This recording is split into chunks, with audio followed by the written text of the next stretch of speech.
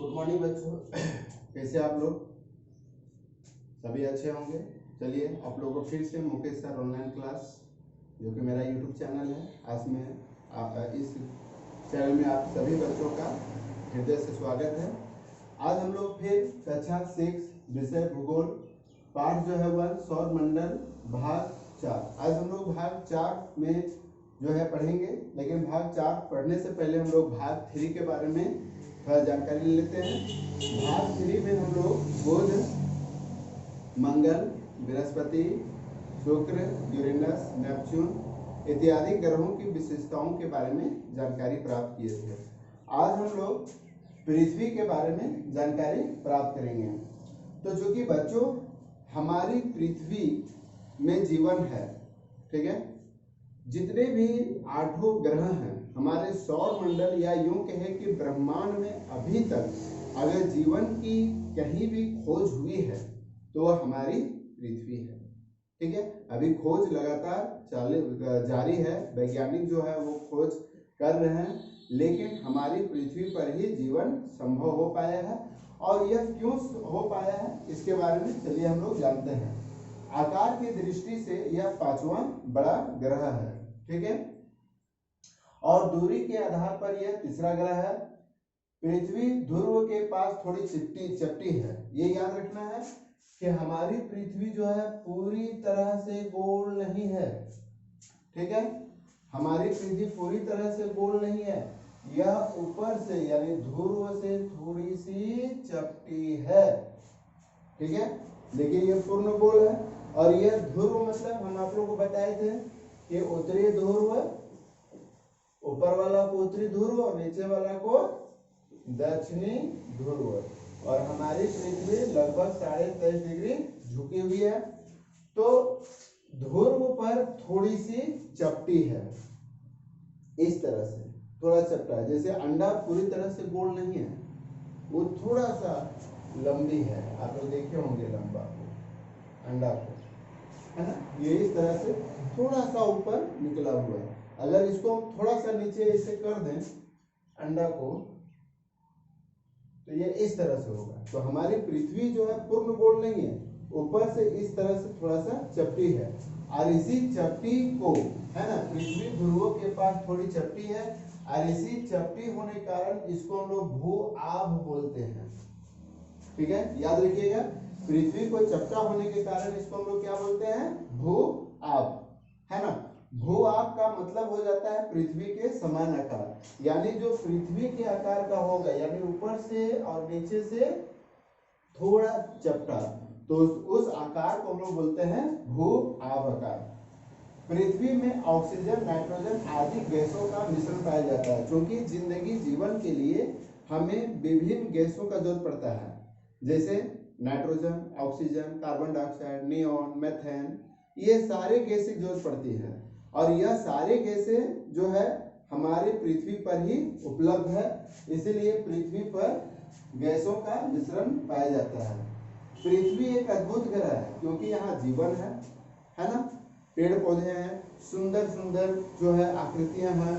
हम लोग इस पृथ्वी का अभिन्न हिस्सा है ना। यहाँ पर जल भी पाया जाता है।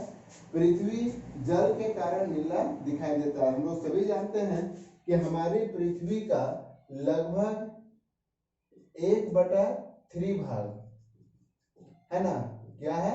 जल है। और 1/4 भाग क्या है? स्थल है ना। तो हमारे पृथ्वी में जल के लिए, है ना, जल जो है काफी अधिक मात्रा में होने की वजह से यह नीला कलर का दिखाई देता है, इसलिए हम लोग पृथ्वी को नीला ग्रह भी कहते हैं। यानी लगभग 2/3 हिस्सा, 1/3 इसको हम लोग इस तरह कर सकते हैं, 2/3, 2/3 भाग जल है, और लगभग 1 भाग जो है, मतलब 2/3, मतलब 3 का 2 हिस्सा, 3 का 2 हिस्सा जल है, तो यानी 3 का 1 हिस्सा स्थल है। इसको ऐसे भी लिख सकते हैं, यहाँ पर 2/3 का मतलब 2 का 3 का 2 हिस्सा। अगर हम लोग पृथ्वी को 3 हिस्सा में बांट देते हैं, मान लीजिए ये इस तरह से, तो इसका 2 हिस्सा जल है, और एक हिस्सा स्थल है। यानी अगर इसको लोग परसेंटेज में बांटते हैं तो लगभग 2/3, तो लगभग कितना हो जाएगा 2/3। मतलब अगर हम लोग तीन को दो से भाग कीजिए तो लगभग जो है इसको प्रतिशत में बदलेंगे, 100 50 हो गया, 50 लगभग इसको 2/3 या यूं रखिए ना, 2/3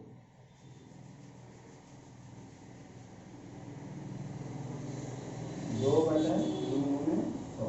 यानी कहने का मतलब ये है कि अगर इसको हम करेंगे तो 33 या 99, 33 गुना 66, यानी लगभग 67% जो है वो जल है। लगभग 67% जल है और लगभग 23% स्थल है ना। तो हमारे पृथ्वी, चूंकि यहाँ पर हमारे पृथ्वी पर क्या क्या उपलब्ध है, जीने के लिए क्या चाहिए, जीवन के लिए क्या चाहिए, जीवन के लिए जीने के लिए क्या हम लोग को चाहिए, पहला चीज है हमको ऑक्सीजन चाहिए क्या, और ये ऑक्सीजन हमारी पृथ्वी पर मिलती है। दूसरा क्या चाहिए, भोजन चाहिए, वह भी हमारी पृथ्वी पर उपलब्ध है। तीसरी चीज क्या चाहिए, रहने के लिए स्थल चाहिए, वो भी हमारी पृथ्वी पर उपलब्ध है।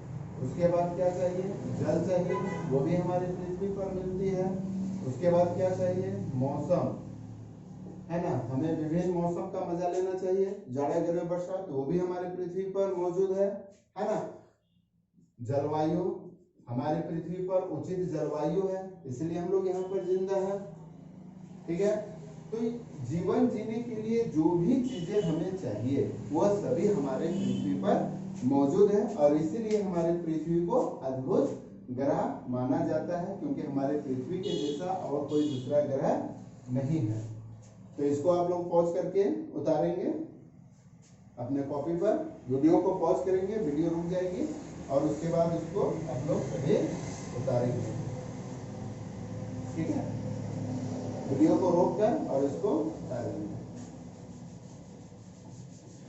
इसके बाद हम लोग चलते हैं, हमारे 8 ग्रह जो है कंप्लीट हो गए। भू आप ग्रह आप लोग समझ में आ गया। भू आप मतलब हो गया ध्रुवों की ओर थोड़ा सा चपटा होना। और एक चीज ध्यान दीजिएगा, पृथ्वी के बारे में मैंने एक चीज और बताना भूल गया कि हम यहाँ पर एक शनि बुध ग्रह के बारे में थोड़ा सा, कि हमारा पृथ्वी जो है, पृथ्वी एक परिक्रमा,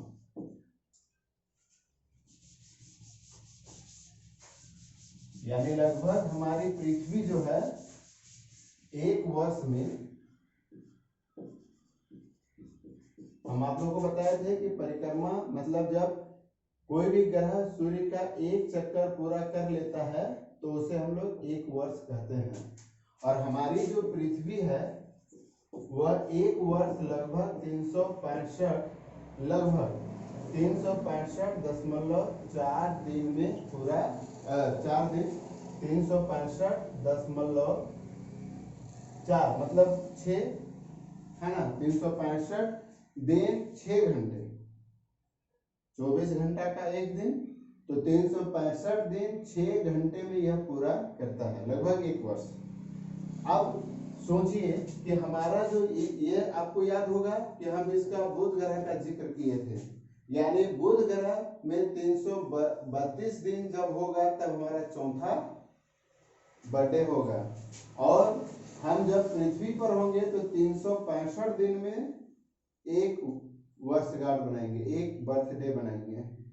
तो आप सोच लीजिए कि कितनी रफ्तार हमारी बुध का है, कि वह कितना नजदीक है कि वह सूर्य का चक्कर लगा लेता है, और वह हमारा जब तक हमारा एक बर्थडे बनाते हैं, जब हम एक बर्थडे बनाएंगे तो बुध पर लगभग 4 बर्थडे होगा, और जब हम बुध पर 4 बर्थडे बनाएंगे तो लगभग हमारे पृथ्वी पर एक बर्थडे हम बना रहे होंगे, ठीक है।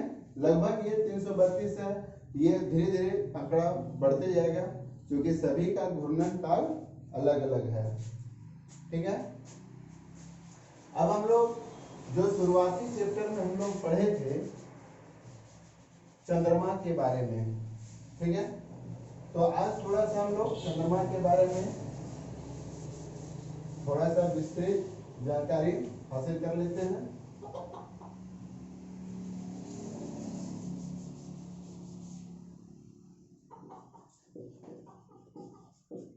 जिसको हम लोग अंग्रेजी में मून बोलते हैं।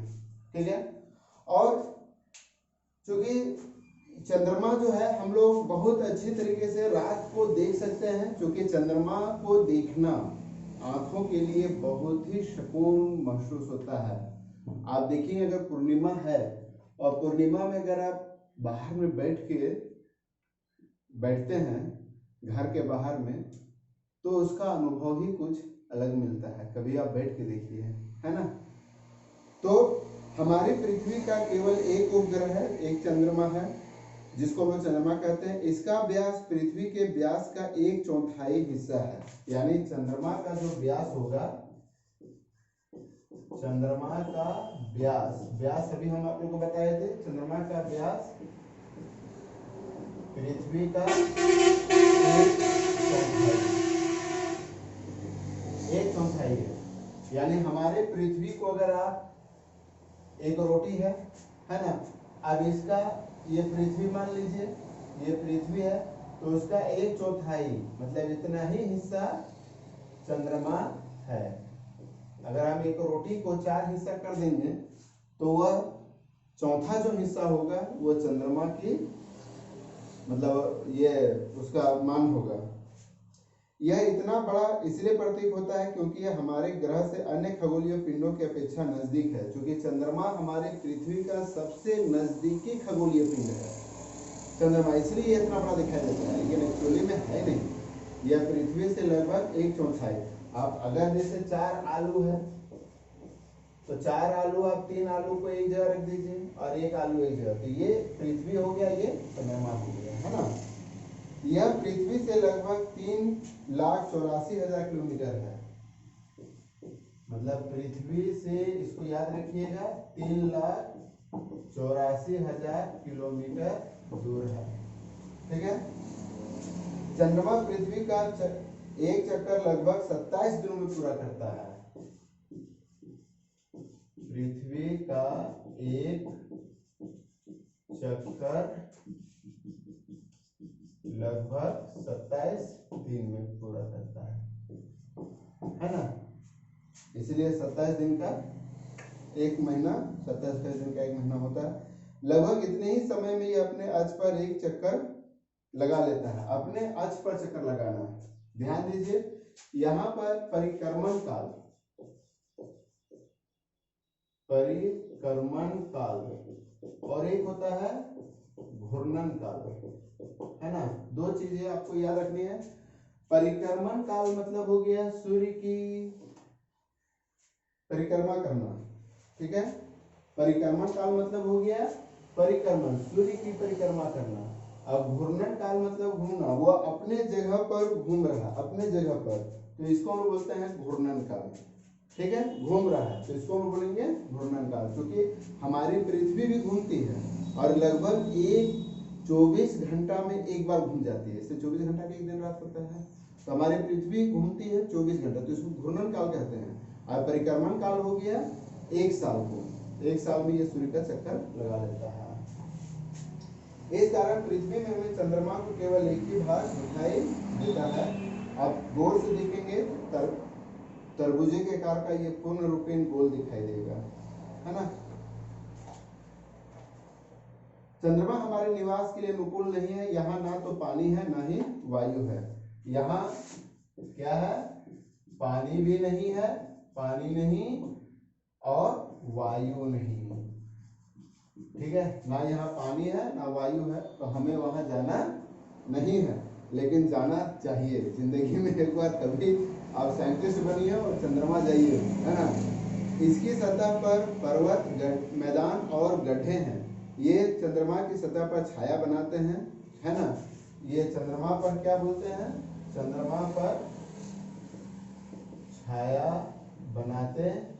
यानी अपना इसका लाइट नहीं है, यह सूर्य की लाइट से ही चमकता है। चंद्रमा जो है वह सूर्य की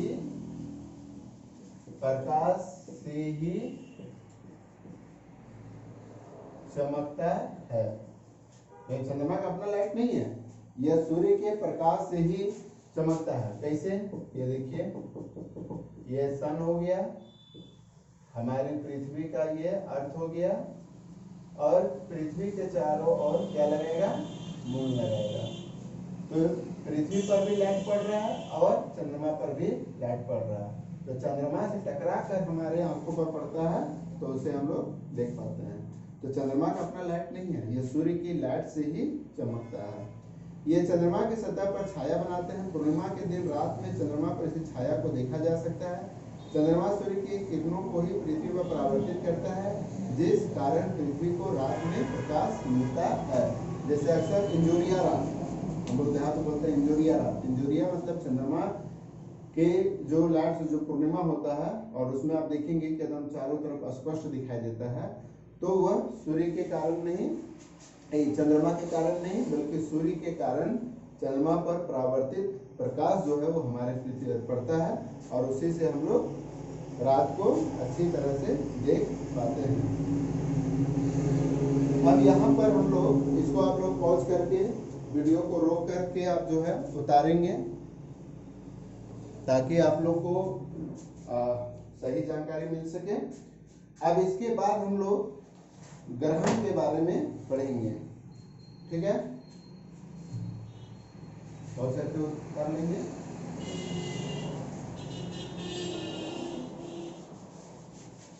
हमारे ग्रहण जो होते हैं वो चंद्रमा की वजह से ही होते हैं, ठीक है? और हम लोग जो ग्रहण होता है हमारे पृथ्वी पर लगभग 2 तरह से होता है। बता सकते हैं कौन कौन? ग्रहण 2 है। कौन कौन? एक सूर्य ग्रहण और दूसरा चंद्र ग्रहण, है ना? ये लगभग साल में पड़ते रहते हैं।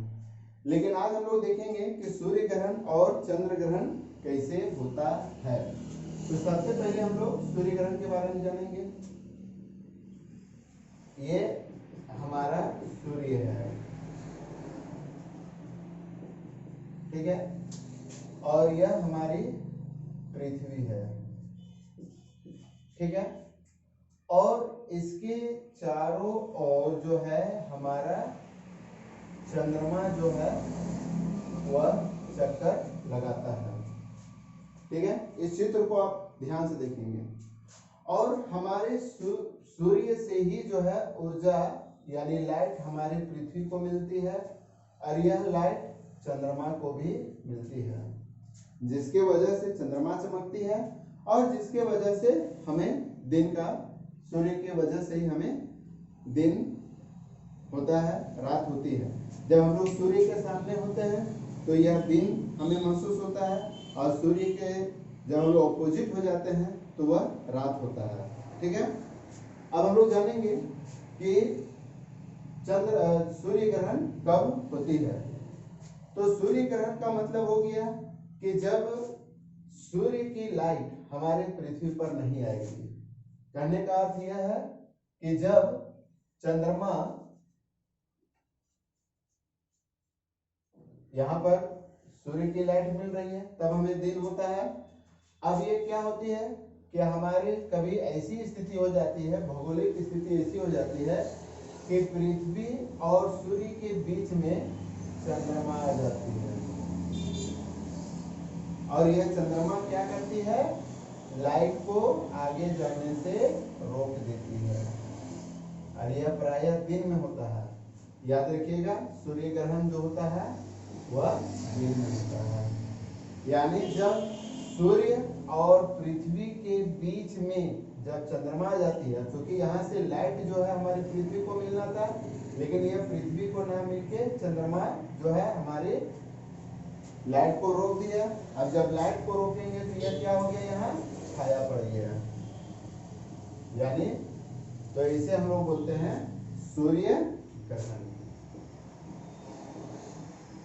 यानी सूर्य ग्रहण होने के लिए शॉर्ट शब्दों में सूर्य और पृथ्वी के बीच में चंद्रमा आ जाए, ठीक है। सूर्य और पृथ्वी के बीच में चंद्रमा आ जाएगा तो वह सूर्य ग्रहण होगा। यानी सूर्य की लाइट जब हमारे पृथ्वी पर नहीं पड़ेगी तो वह सूर्य ग्रहण होता है। क्योंकि यह चंद्रमा हमारी पृथ्वी का 1/4 हिस्सा है, छोटा है, इसलिए बहुत ही छोटे जगह पर, छोटे हिस्से में, पृथ्वी का बहुत छोटा हिस्सा में यह इफेक्ट पड़ता है। हमारी पृथ्वी पर कभी भी, हमारी पृथ्वी पर कभी भी पूर्ण सूर्य ग्रहण नहीं होता है, ठीक है। इसके बाद हम लोग देखेंगे दूसरा जो है वो है चंद्र ग्रहण, है ना। तो ये हमारी क्या हो गया, सूर्य हो गया और यह हमारी पृथ्वी है। चंद्रमा जो है वो हमारे, चंद्रमा जो है हमारे पृथ्वी का चारों ओर चक्कर लगाता है। क्योंकि अभी हम लोग पढ़े कि चंद्रमा भी जो है वो सूर्य के प्रकाश को परावर्तन करता है, तब वह अपनी लाइट को चारों तरफ फैला पाता है। तो आप देखिए यहाँ पर क्या होता है कि सूर्य की लाइट जो है वह हमारी पृथ्वी पर जाता है, लेकिन पृथ्वी जो है लाइट को रोक देती है और यह चंद्रमा पर नहीं पड़ने देती है, जिसकी वजह से चंद्रमा जो है वह दिखाई नहीं पड़ता है। यानी कहने का मतलब है कि अब क्या हो गया, सूर्य और चंद्रमा के बीच में, सूर्य और चंद्रमा के बीच में क्या आ गई, पृथ्वी आ गई। यानी पृथ्वी जो है वो क्या की, सूर्य के लाइट को रोक दिया। क्योंकि यह स्थिति जो होता है वो रात में होता है और खास करके यह जो होता है वो पूर्णिमा में होता है। कभी भी आप देखिएगा कि चंद्र ग्रहण जो होता है वह पूर्णिमा में ही होता है, और कभी भी सूर्य ग्रहण होता है तो वह अमावस्या के दिन होता है। कभी भी अमावस्या में ही जो है वह सूर्य ग्रहण का जो है संयोग बनता है, और पूर्णिमा में ही, रात में ही चंद्र ग्रहण। कभी कभी ऐसा हो जाता है क्योंकि हमारी पृथ्वी जो है वो बहुत बड़ी है, और कभी ऐसा होता है, आप लोग सुने होंगे कि आज सूर्य ग्रहण है लेकिन यहाँ पर नहीं पड़ेगा, कभी आप लोग सुनते होंगे। यानी हमारी पृथ्वी इतनी बड़ी है कि यह कहीं ना कहीं इसका इफेक्ट पड़ता है, ठीक है। इसीलिए इसे कभी ऐसा भी होता है कि जिस समय चंद्र ग्रहण होता है उसका प्रभाव हमारे भारत पर ना होकर कभी अमेरिका तरफ पड़ता है ना। तो ये याद रखना है कि चंद्र ग्रहण जो होता है वह जब सूर्य और चंद्रमा के बीच में पृथ्वी आ जाती है, और पृथ्वी लाइट को, चूंकि यह पूर्णिमा के दिन होता है तो पूर्णिमा तब होती है जब सूर्य चंद्रमा का पूरा भाग दिखाई पड़ता है, सूर्य उस पर पूरा फोकस देता है, पूरा लाइट देता है। तो उस दिन क्या हुआ, पृथ्वी उस लाइट को रोक दिया, जिसकी वजह से चंद्रमा जो है अपना परावर्तित नहीं हो पाता है, चमक नहीं पाता है, तो उसे हम लोग बोलते हैं चंद्र ग्रहण। याद रहिएगा, सूर्य ग्रहण जब सूर्य और पृथ्वी के बीच में चंद्रमा आ जाती है तो वह सूर्य ग्रहण होता है। चंद्र ग्रहण जब सूर्य और चंद्रमा के बीच में पृथ्वी आ जाती है तो वह चंद्र ग्रहण। अब यहाँ पर देखेंगे चंद्र ग्रहण रात में होता है, क्योंकि सूर्य इधर है, सूर्य का आगे भाग जो होता है, यानी हमारी जो पृथ्वी है, हमारी पृथ्वी जो है सूर्य के भाग इधर रहेगा उधर दिन होगा, आज इधर नहीं रहेगा उधर रात होगा, है ना। तो यह रात का भाग हो गया, और इधर जो होता है वह दिन का भाग होता है ना। इसीलिए यहाँ हमने दिन लिखा है, यानी सूर्य ग्रहण हमेशा दिन में होता है जबकि चंद्र ग्रहण रात में होती है, ठीक है। इसके बाद आप लोग सभी जो है थोड़ा सा एक चीज और ध्यान रखिए, पृथ्वी, सूर्य से पृथ्वी की दूरी लगभग 15 करोड़, तो हम लोग जानते हैं 15 करोड़ किलोमीटर है। प्रकाश की गति 3 लाख किलोमीटर है, इसको याद रख लीजिएगा, नोट कर लीजिएगा। प्रकाश की गति कितना है, 3 लाख किलोमीटर पर सेकेंड, यानी प्रकाश की जो गति है वह 3 लाख किलोमीटर प्रति सेकंड है। 1 सेकंड में 3 लाख किलोमीटर तय करती है। इस गति के बावजूद सूर्य के प्रकाश को पृथ्वी तक पहुंचने में लगभग 8 मिनट का समय लगता है। यानी इतने रेंज से प्रकाश की गति इतना रेंज से चलती है, लेकिन हमारे पृथ्वी तक पहुंचने में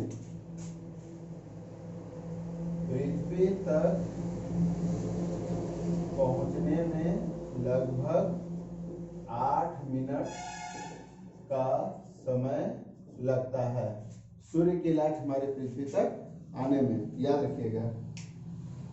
जबकि चंद्रमा से पृथ्वी पर परावर्तित प्रकाश का आने में लगभग 1.3 सेकंड का समय लगता है। जबकि चंद्रमा से लाइट जो होती है हमारे पास आने में लगभग 1.3 सेकंड, बहुत जल्दी आ जाती है। ठीक है, तो आज हम लोग ने सीखा भाग 4 में सूर्य ग्रहण और चंद्र ग्रहण, इसको आप लोग याद रखेंगे। अब नेक्स्ट में हम लोग फिर नया वीडियो आप लोग के पास लाएंगे, जिसमें हम लोग बाकी जो है क्षुद्र ग्रह, उल्कापिंड, आकाशगंगा है ना, उपग्रह, मानव निर्मित उपग्रह के बारे में हम लोग पढ़ेंगे। तब तक के लिए आप सभी को बहुत बहुत धन्यवाद।